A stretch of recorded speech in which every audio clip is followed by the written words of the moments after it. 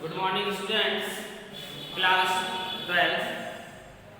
पिछली क्लास में हम आपको पढ़ा रहे थे दैहिक गुणसूत्रों की संख्या में व्यतिक्रम, यानी कि किस प्रकार से गुणसूत्रों का घटना बढ़ना हमारी दैहिक प्रक्रिया में परिवर्तन लाता है और उसमें कितने प्रकार के सिंड्रोम होते हैं जो तो किस प्रकार से अपने परिवर्तन देखा था। अब उसी के आगे फिर लिंग गुणसूत्रों की संख्या में व्यतिक्रम है, यानी कि अभी दैहिक हो रहा था, अब इसमें भी सिंड्रोम आते हैं जो कि हम आपको पढ़ाएंगे। तो सभी लोग लिख लेंगे लिंग गुणसूत्रों की संख्या में व्यतिक्रम। लिंग गुणसूत्रों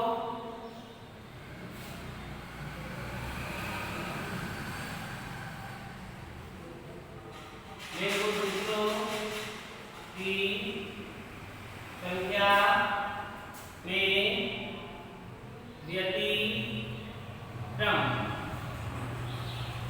लिंग गुणसूत्रों की संख्या में व्यतिक्रम इंग्लिश में से हम कहेंगे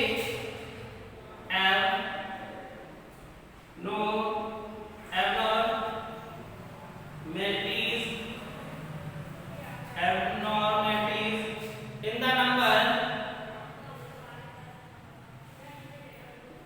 in the number of sex chromosome।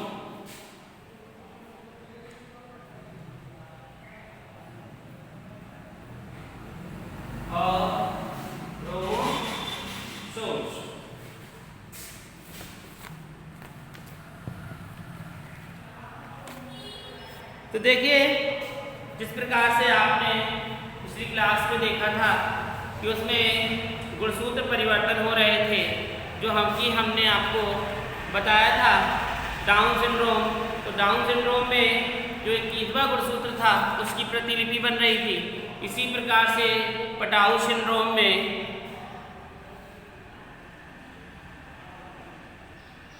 तेरहवें गुणसूत्र की प्रतिलिपि बन रही थी तथा एडवर्ड सिंड्रोम में 18वें गुणसूत्र की। और जो तो सभी 47 हो रहे थे, जबकि 46 होना चाहिए था। और इसी प्रकार से क्राइब-रीचैट सिंड्रोम था जिसमें एक सिंड्रोम के कम हो जाने से क्या हो रहा था, शिशु में बहुत सारे परिवर्तन आ रहे थे। तो कौन सा सिंड्रोम कम हो रहा था? पांचवा तो बच्चा जिसमें रोता था कैसे, बिल्ली की तरह है। और तो उसके आगे आज हम लिखेंगे लिंग गुणसूत्रों की संख्या में व्यतिक्रम और इसमें डालेंगे टर्नर सिंड्रोम। टर्नर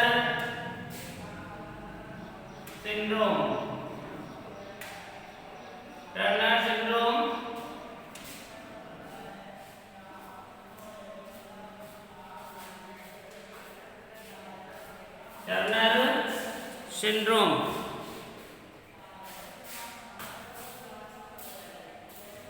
तो देखिए, टर्नर सिंड्रोम है क्या, ये हम बता रहे हैं। तो लिखेंगे यह केवल स्त्रियों में ही होने वाला विकार है, यानी कि यह जो विकार होता है ये पुरुषों में नहीं होता है। ये विकार सिर्फ किसमें होता है? स्त्रियों में ही। तो ये स्त्रियों में ही होने वाला विकार है। इस रोग की खोज डॉक्टर हेनरी टर्नर ने 1938 में की थी। इस रोग की खोज डॉक्टर हेनरी ने 1938 में की थी। इसमें लिंग गुणसूत्रों में से केवल एक ही गुणसूत्र उपस्थित होता है। केवल एक ही गुणसूत्र उपस्थित होता है, X। तो यहाँ कुल 45 गुणसूत्र होते हैं, यानी कि जब एक और आ जाता है X तो तभी हो जाते हैं 46। तो आप सभी जानते हैं कि इसके लिए कितने ऑटोसोम्स होते हैं? 44 प्लस एक है, तब ये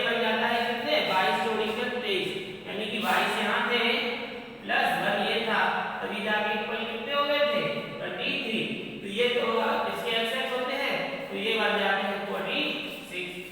सेक्स किसमें होते हैं? ओनली स्त्री में। तो आपने क्या लिखा? यह केवल स्त्रियों में ही होने वाला विकार है। इस रोग की खोज डॉक्टर हेनरी टर्नर ने 1938 में की थी।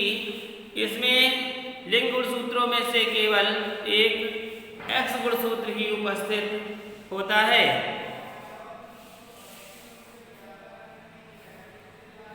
तो अगली हेडिंग नहीं लिखनी है, इसी के आगे लिखेंगे। जबकि यहाँ पर 45 गुणसूत्र ही उपस्थित होते हैं। यहाँ पर 45 गुणसूत्र ही उपस्थित होते हैं। इसमें एक न्यून सूत्रता हो जाती है, यानी कि एक गुणसूत्र कम हो जाता है, जिसमें एक न्यून सूत्रता हो जाती है। तो ये 45 हो जाते हैं, तो ये 45 हो जाते हैं। लिखेंगे अगली लाइन से, मादा बंद छोटे कद की झालरदार गर्दन तथा रक्तविहीन होती है, यानी कि जो जिसमें शिशु होता है, यानी कि वो स्त्री ही जन्म लेती है और इसमें वह छोटे कद की होती है, गर्दन झालरदार होती है तथा रक्तविहीन होती है तथा उसकी आवाज में भारीपन तथा मासिक धर्म अनुपस्थित होता है। यह रोग 5000 में से किसी स्त्री में से किसी एक स्त्री को ही होता है। यह रोग 5000 में से किसी एक स्त्री को ही होता है। तो यह था आपका टर्नर सिंड्रोम। क्या था? Turner syndrome. अब अगले हेडिंग है क्लाइनफेल्टर सिंड्रोम। दूसरा आपका है क्लाइनफेल्टर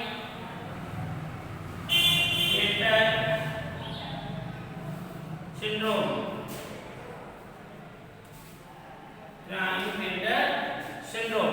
ये नोट कर लेंगे।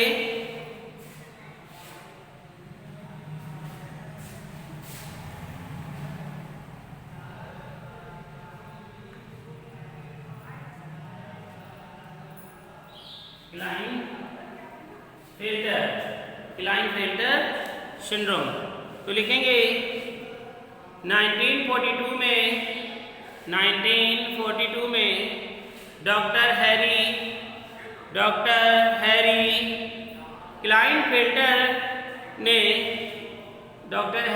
क्लाइनफेल्टर ने इसकी खोज पुरुषों में की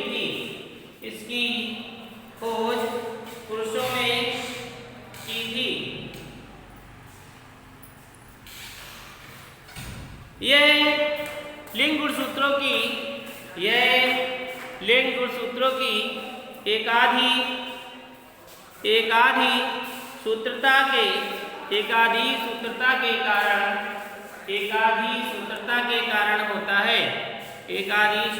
के कारण होता है।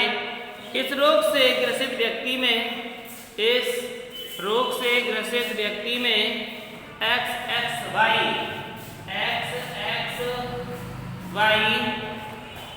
लिंग गुणसूत्र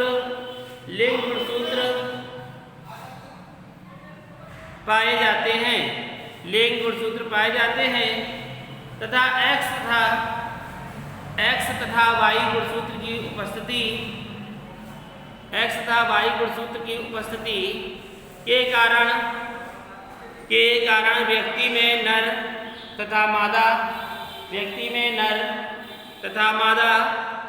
दोनों के लक्षण सम्मिलित होते हैं। इससे होने वाले रोगी का शरीर लंबा, वृषण छोटे, शुक्राणु निर्मित तथा अनुपस्थित व कम बाल व अविकल्पी व अल्प विकसित स्तन होते हैं। ऐसे व्यक्ति बंधे होते हैं। ऐसे व्यक्ति बंधे होते हैं। बंध का मतलब होता है ऐसे व्यक्ति बच्चों को जन्म नहीं दे पाते हैं। तो कुछ अगली लाइन से लिखेंगे, कुछ क्लाइनफेल्टर सिंड्रोम ऐसे भी पाए जाते हैं। कुछ क्लाइनफेल्टर सिंड्रोम ऐसे भी पाए जाते हैं जिनमें लिंग गुणसूत्र XXY, जिनमें लिंग गुणसूत्र XXY अथवा 3 से भी अधिक XXXY अथवा 3 से भी अधिक XXXY या फिर XXXXY या फिर XXXXY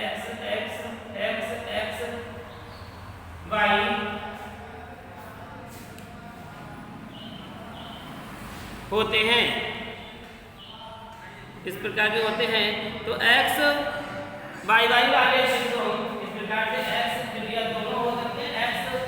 XYY वाले सिंड्रोम लंबे, गुस्सैल, कामुक तथा अग्र स्वभाव के होते हैं। इनके विपरीत होने वाले प्रायः बुद्धू होते हैं। ये सभी नर होते हैं जिनमें X गुणसूत्र उपस्थित होते हैं, जिसके कारण ये सभी नपुंसक होते हैं। तो अब लिखेंगे, अब इसका डायग्राम बना लेंगे सभी लोग।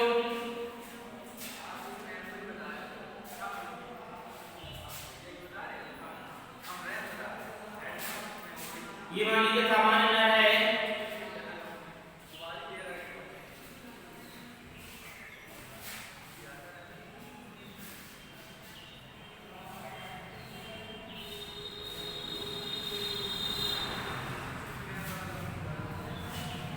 सामान्य नर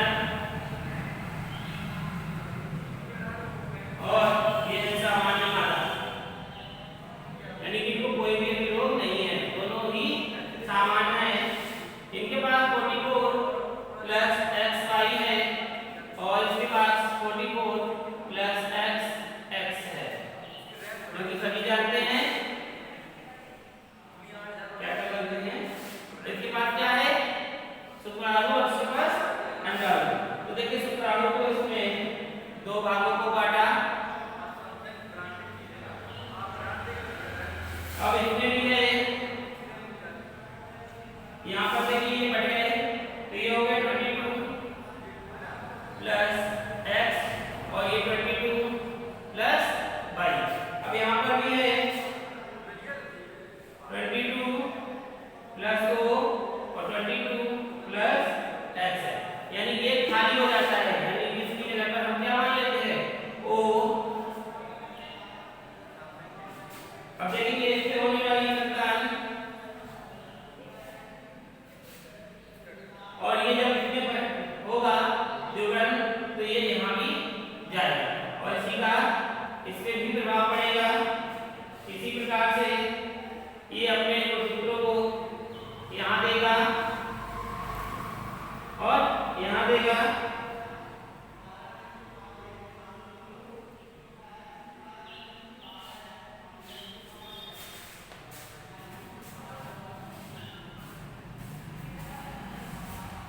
तो देखेंगे यहाँ पर आया X, तो यहाँ पर आया Y, यहाँ पर 44 प्लस X, जब 44 प्लस X आ गया तो ये कौन सा सिंड्रोम बना, कितने नहीं हो रहे 46, ये कितने रह गए 45, तो ये कौन सा सिंड्रोम हो गया, टर्नर सिंड्रोम। ये हो गया आपका टर्नर सिंड्रोम, यानी ये टर्नर थे और ये Y से बॉन्ड नहीं रह गया, इसके बाद कुछ भी नहीं है, तो ये क्या हो गया